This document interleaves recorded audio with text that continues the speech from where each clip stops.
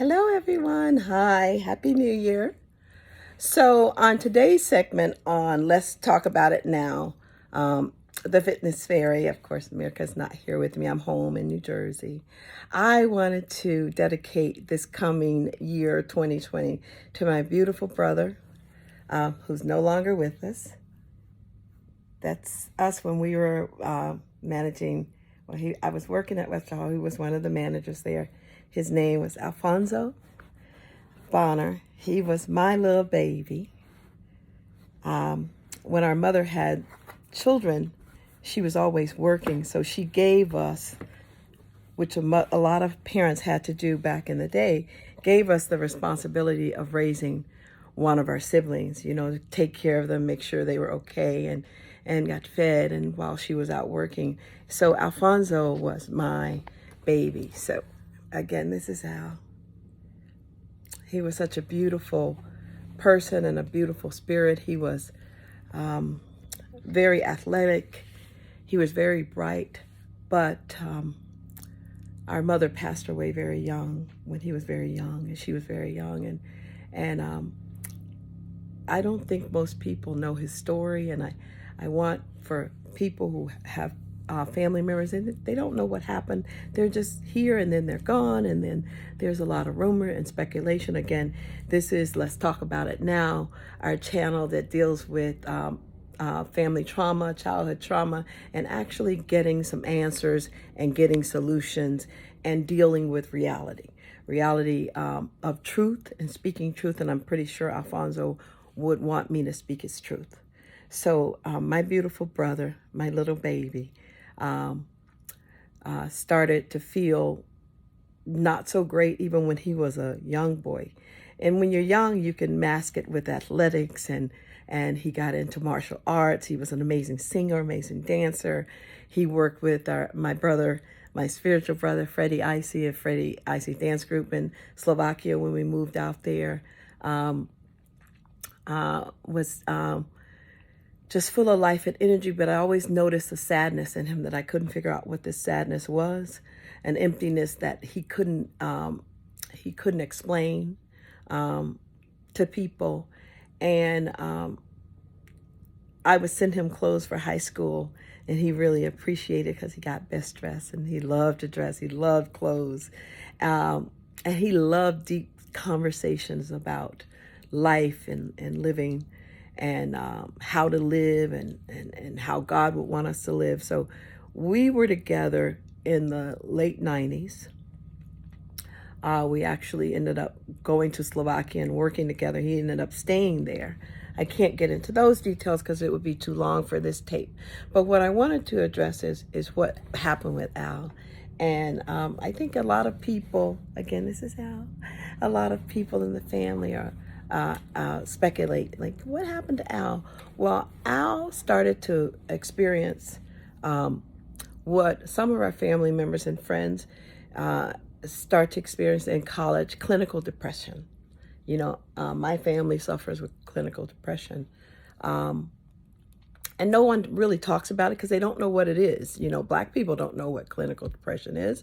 But, white people literally just recently, in the last 20 years, started saying these things really exist. So it's a chemical imbalance in the body that that brings on this feeling of nothingness, emptiness. No matter what you do, what you accomplish, you feel empty.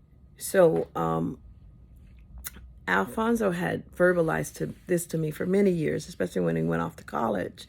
He got super depressed in college and ended up having to leave. And that's when he came to New York to work in the restaurant that we owned at that time with my fiance at that time, Howard Levine. And we did quite well with the restaurant. But we wanted to go on and go to Europe and work and go into the entertainment business, which we did. But I noticed something in Alfonso, something that wasn't right. It wasn't bad. It was just, he just seemed a little lost. And I want to tell his story because I want for people to pay attention to your family members, pay attention to your close friends or your children. When you see that they're having moments that last for very long periods of time where they're not functioning on the level that you know they can function on, and they're speaking in ways that seem like out of sorts. So when he was managing Webster Hall, there was a party where there was an incident at a party that someone there got into trouble, and it affected him a lot. It really spiraled him down into this deep depression that he just couldn't get out of. But I noticed some changes in him as well, and those changes started to manifest itself in other ways. If I don't know if you've ever watched the movie A Beautiful Mind, but if you haven't watched A Beautiful Mind, it was similar to that. And we started to just talk about it more and take him to regular doctors, try to figure out what's wrong, and finally took him to a therapist. And eventually he ended up going into treatment for almost 2 years at St. Vincent's when that was open. And he was diagnosed with bipolar disorder that was quite severe with mild schizophrenia. And when I spoke to the doctors about everything that he had gone through as a child, mother passing away, some trauma within the family, and the doctors explained to me that childhood trauma affects an adult very badly if not treated. Childhood trauma can cause, if you have the genetic traits of clinical depression, bipolar, schizophrenia in your family, it brings it on subtly, or it can stay dormant, but trauma will bring this on quickly. And also, if you have this genetic trait in your family, something else that was explained to me, that long-term marijuana usage also keeps you in a holistic state, heightened state, or a state that's not on the ground, let's put it that way. So I just urge families to kind of check their genetic backgrounds and talk to family members and see what they're dealing with. Don't just mask it with, oh, they're just funny, or we don't really know. I think when we speak the truth, things get dealt with. When we don't speak the truth, it's always this open question. So Al went to live with a friend, one of our mentors, and he was a manager at Webster Hall. He owned a club up in the Hamptons and gas station. He managed the gas station for about a year, but he didn't like the way the medication made him feel. So he went off the medication, basically. And in doing that, of course, all of these things, these thoughts that he doesn't want to think, he doesn't want to do, starts to come back. Because that's part of the illness, is that you're out of control. You just have thought patterns that don't serve you, don't make any sense. And when you do that, you end up, collecting people in your life that aren't good for you. And reportedly, he was killed in a car accident, unfortunately, with, I believe, another woman and possibly someone else. I'll get more details later on in the year when I can handle it better. I handle stress differently from a lot of people. I literally just forget anything ever happened. That's how I cope, and I deal with it when I can deal with it. I'll put it in a pocket and I go pick it up later.